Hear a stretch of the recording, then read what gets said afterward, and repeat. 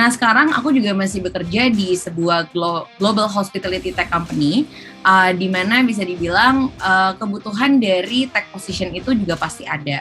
Nah, karena kita kerjanya secara global ya, kita memang biasanya melakukan hiring itu tidak hanya dari tidak hanya dari kamu jurusan apa, tapi sebenarnya lagi dari project-project yang pernah dikerjakan. Terbiasa nggak nih kerja sama tim secara global juga? Karena kalau di tempat aku gitu ya, kita tuh anak-anak tech-nya tuh dari banyak negara, kayak ada dari Rusia, dari Rwanda, dari kita juga kayak ada dari Vietnam, Indonesia dan lain-lain. Jadi memang aku di sini bakal share nih sebenarnya kenapa sih anak-anak dari STEM gitu ya, itu tuh punya chance yang gede banget. Atau mungkin kalau kalian bukan student STEM, tapi tertarik untuk pindah gitu ya ranahnya ke STEM, apa aja sih yang perlu disiapin agar tetap bisa bersaing gitu dengan teman-teman lainnya. Nah, mungkin aku start dulu nih. Dari Kominfo tuh bilang ke aku, Dio coba share deh, kira-kira tuh kalau di dunia HR gitu ya, ada nggak sih sebenarnya sebuah trends dalam kebutuhan industri atau kebutuhan company gitu ya. Nah, aku mungkin share aja nih dari World Economic Forum 2022 gitu ya. Recent future jobs yang memang lagi banyak banget dicari itu ada 7 ini. Dan kalau teman-teman lihat di sini gitu ya, bisa dibilang ini semuanya adalah STEM product gitu ya. Kayak ada data analyst, ada AI machine learning, ada software applications, big data specialist, digital transformation specialist, dan yang paling menarik itu adalah new technology specialist. Jadi memang sekarang udah banyak banget nih kantor-kantor itu yang ingin melakukan inovasi, baik itu inovasi ke produknya mereka atau inovasi di dalamnya company-nya mereka gitu kan. Sehingga mereka ini biasanya mencari banyak banget orang mencari tim tech yang memang terbiasa untuk melakukan research tentang teknologi.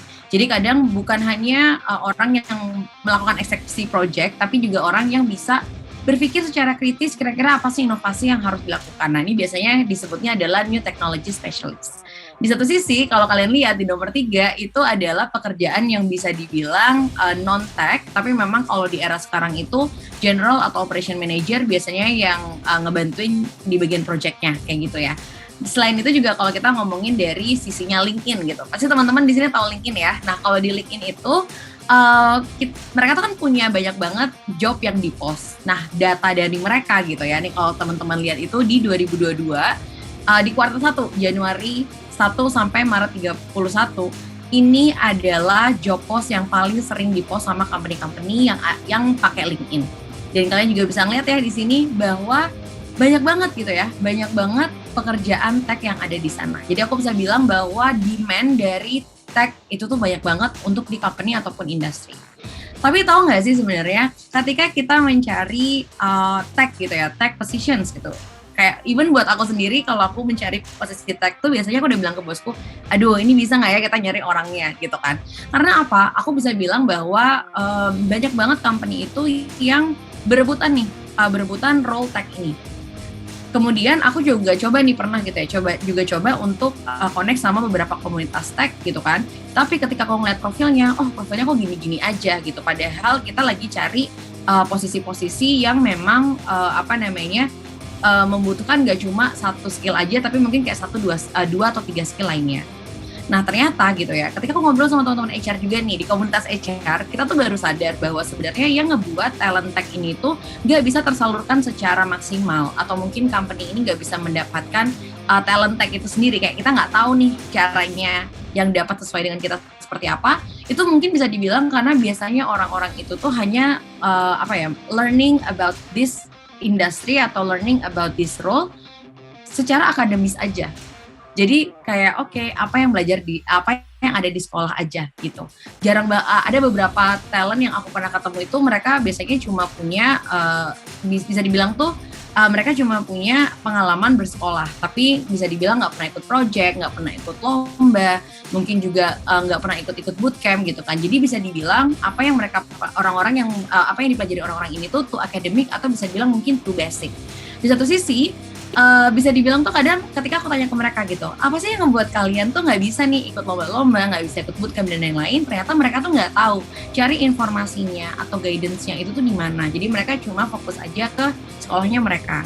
di satu sisi memang kadang ada tuh kayak company yang maunya banyak gitu ya, banyak mau. Kadang mereka tuh set of stack-nya harus selengkap ini nih, years of experience-nya harus selama ini nih gitu. Dan ini sebenarnya memang harus dibenarkan nih dari sisi HR ataupun company bahwa sebenarnya kita itu tech itu STEM itu tuh adalah satu ranah yang bisa dibilang cukup luas.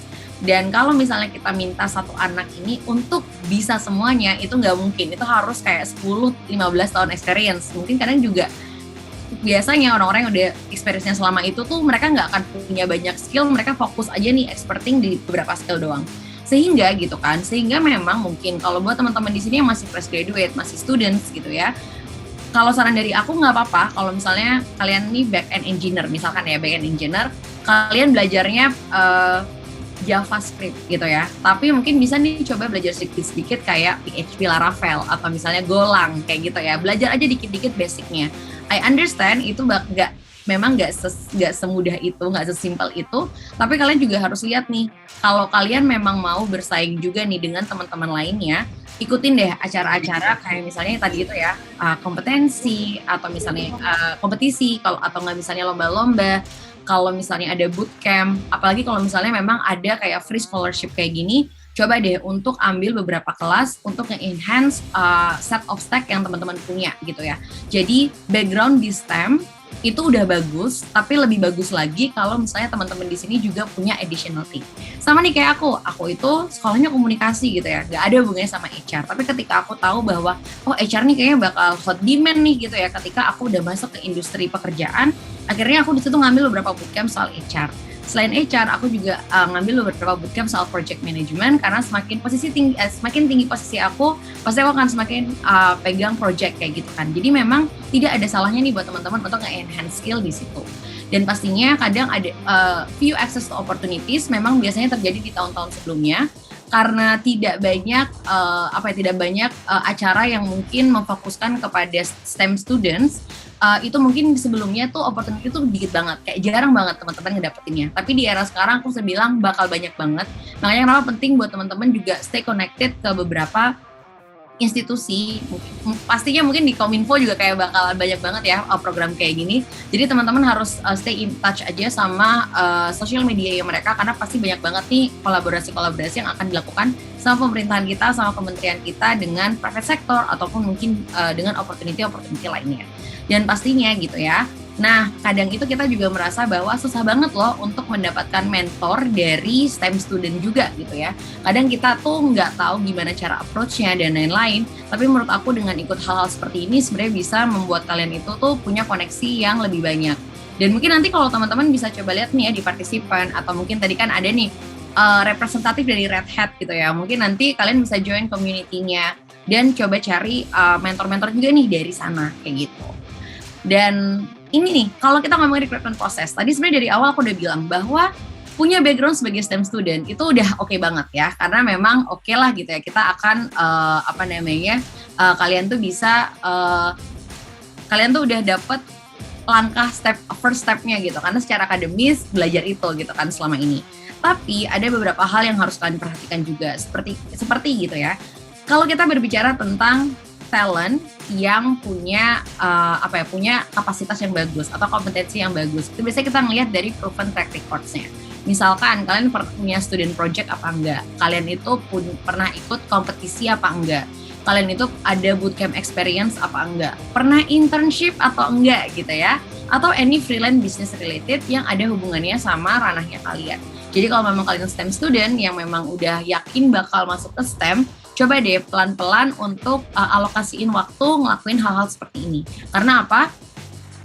Academic records itu bagus, tapi bakal lebih bagus kalau kalian itu ada prakteknya. Nah, ini adalah beberapa hal yang bisa kalian coba pikirin ya. Kira-kira kalau aku ada waktu, aku akan mengalokasikan untuk apa. Dan pastinya people skill, ini juga penting. Aku bisa bilang gak ada alasan buat anak STEM atau anak tech itu gak bisa komunikasi. Aku ingat banget dulu, bilang tuh iya yang bisa, biasanya tuh anak sosial tuh yang bagus kalau komunikasi, kalau anak IPA tuh enggak, padahal tuh menurut aku enggak mungkin gitu kan. Sebenarnya kalau memang kalian itu ingin gitu ya, karirnya kalian selalu menanjak, kalian tuh memang harus belajar juga soal people skill ini, leadership, project management, interpersonal skill, teamwork, global mindset kayak gitu ya. Karena aku percaya banyak banget di Indonesia itu company-company yang sebenarnya nge-hire-nya itu nggak cuma anak-anak STEM dari Indonesia tapi juga dari luar. Jadi kalau kita nggak bisa bersaing dalam global mindset ini, atau misalnya bagaimana kita melihat sesuatu dari dari kacamata dunia secara global, secara general, pastinya kita nggak akan bersaing secara ketat sama mereka kayak gitu kan. Di satu sisi juga broaden your network dan join mentorship program. Nah, aku juga cek nih di chat gitu ya. Tadi dari admin juga bilang kalau misalnya tuh ada Discord nih untuk teman-teman yang misalkan mau belajar banget, maksudnya mau ada di komunitas tech ini atau STEM student ini. Jadi teman-teman bisa banget ya pergi ke Discord yang ada di chat linknya. Buat teman-teman yang belum punya Discord, sign up aja, gampang banget. Terus nanti kalian bisa join karena aku yakin bakal banyak banget informasi dan orang-orang yang ada di industri tech atau misalnya STEM students juga yang masuk di situ. Mungkin kayaknya aku harus masuk juga nih karena biar nanti kalau aku lagi mau cari talent aku udah tinggal kasih di situ aja gitu ya, lihat-lihat orang-orangnya di situ. Dan mungkin additional things kalau kita yang ini kita berbicara tentang winning recruitment process dari persiapan kita sebelum ini yang nggak teknikal ya, ini hal yang bisa kalian lakukan secara secara mandiri. Nah, kalau yang ini adalah technical things-nya yang memang recruitment process. Pastinya CV itu kalau bisa professional outlook dan masukin relevant informations. Oke? Relevant informations tuh kayak apa sih, Kak? Relevant informations tuh adalah beberapa informasi yang memang relevan dengan job yang kalian apply. Kalau memang kalian tuh pingin nggak mau buka bisnis sendiri, atau misalkan kalian juga memang mau ke company gitu ya, kalau bisa tuh kalian masukkan aja beberapa informasi yang memang relevan. Jadi kalau hal-hal yang nggak relevan dengan job tersebut, mending nggak perlu dimasukin. Jadi bikin aja yang simple, tapi informasinya itu semua relevan untuk bisa nge-highlight nih sebenarnya kalian tuh ketika jadi students tuh ngapain aja kayak gitu. Dan pastinya rich and well portfolio. Rich di sini bukan kaya ya, maksudnya bukan kaya yang berduit. Rich di sini maksudnya adalah rich of content.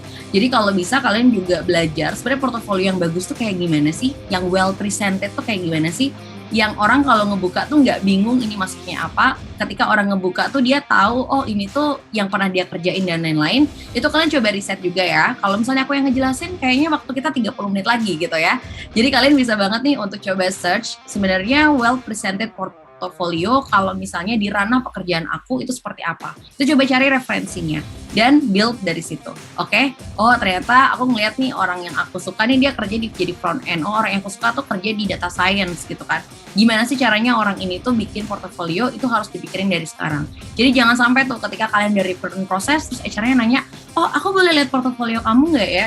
Kan nggak tahu gimana caranya ngepresentasiinnya. Jadi do some research untuk ngedapetin referensi ini. Dan pastinya ini ya, ability to explain, skillnya kalian apa, experience-nya kalian, overall profile-nya seperti apa.